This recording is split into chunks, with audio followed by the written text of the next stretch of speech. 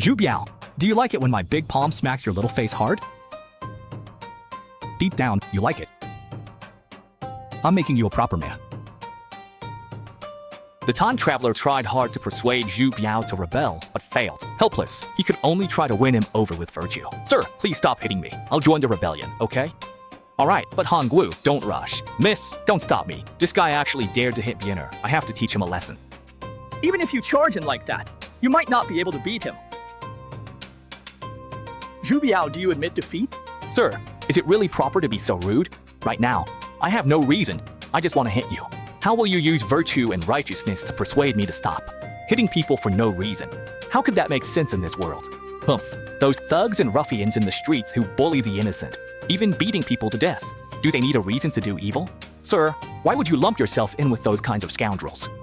If such things really happen, the authorities will handle it according to the law. But what if the ones committing these crimes are your own uncles and elders in high positions? Would you still be able to use the law to punish them? Why would you say that, sir? How could my uncles possibly do such terrible things? Lu Bowen retired to Qingtian, and in reality, the magistrate of Qingtian County was beaten by Yi Xiaoli. That petty official was just a godson that General Lan Yu happened to take in at a banquet. These things, Zhu Biao, as the crown prince, would naturally know about them. But when it comes to founding heroes of the nation, no one ever investigates further. Lan Yu alone has over 1,000 adopted sons. Relying on Lan Yu's power, they've committed countless crimes. Your Highness, do you really think that the benevolence and righteousness you speak of can make all these people turn good? According to you, sir, does that mean these people must be killed? They don't necessarily have to die, but that depends on your Highness's choice. Sir, what should I do? Do you want me to plead with my father, the Emperor, again? Your Highness, do you still remember Li Jin, the one who refused to step over Ma Sandao's head to enter the examination hall? Sir, are you suggesting that I should move my father, the Emperor, with family affection, just like I pleaded for Li Jin back then? Looks like that won't work. So how about just putting a knife to my father's throat instead?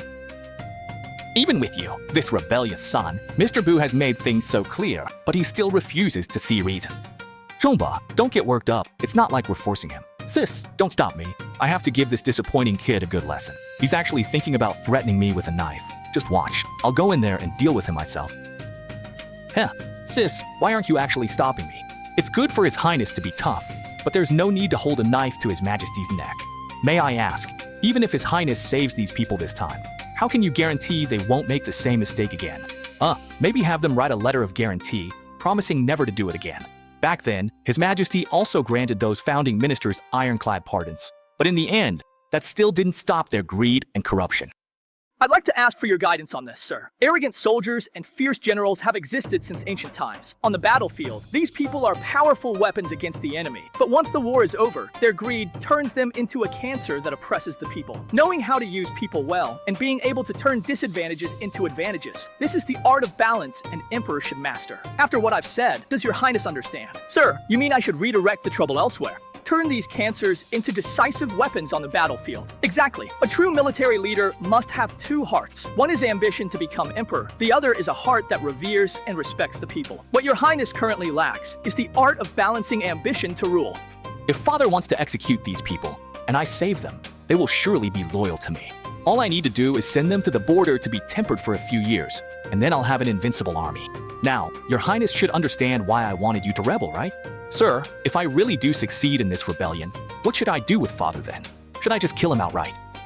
Is that really something a rebellious son should ask so directly? Mr. Pooh wants you to find an excuse to keep those people in check. When the time is right and you have military power, of course you'll wipe them out. You really do want to rebel against your father's rule. That's right, that's exactly what I mean. What I need from you isn't just to put on a show, but to truly command a great army and march to the Hall of Supreme Harmony. Now that I'm already crowned prince, as long as nothing unexpected happens, I'll be the next emperor of the Ming Dynasty.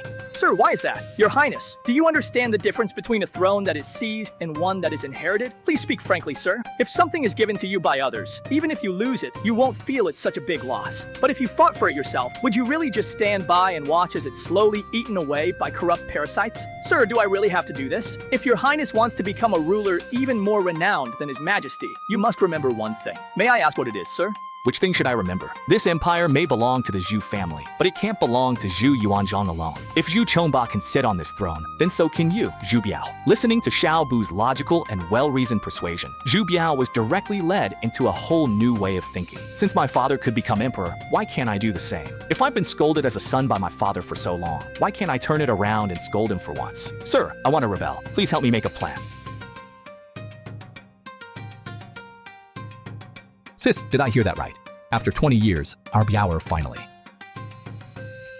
Chongba, don't cry. Your crown is about to fall off. Oh, I'm just so excited, so excited. Mr. Bu said that a ruler must have two hearts, one with the ambition to be emperor and one with reverence and awe. Shouldn't you also reflect on yourself from time to time and ask whether, over all these years, you might have accidentally lost one of those hearts?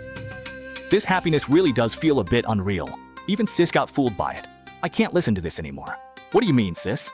Are you calling me slow-witted? Now I'm mad. I'm not listening anymore. Well, Your Highness, it's getting late today. Let's leave the details of the rebellion for another time. Thank you, sir, for helping me resolve my worries today. Your kindness is like giving me a new life.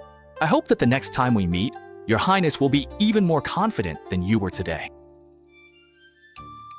Mr. Bu, please wait, Mr. Bu. This is a gift from Her Majesty the Empress, entrusted to me to give to you. She said it's to thank you for your guidance to the Crown Prince.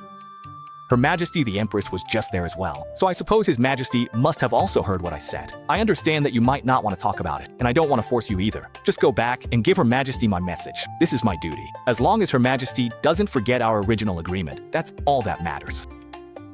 Humph, that mouthy brat is way too disrespectful to me. Even Li Shanchong acts all meek and submissive when he sees me. But this little kid who's barely grown any hair dares to lecture me? Eru, get in here right now.